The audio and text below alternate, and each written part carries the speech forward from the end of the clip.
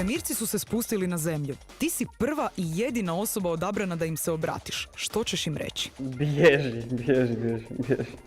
Što bi danas poručio 10-godišnjem sebi? Radi još više to kaj si radio u biti, da se ne usrećavam, ne znam, da ne razmišljam previše o tuđim razmišljanjima, jer ja sam pucam što više. Što bi promijenio na sebi da ti ribica ispunjava samo jednu želju? Da sam mlađi samo 5 godina.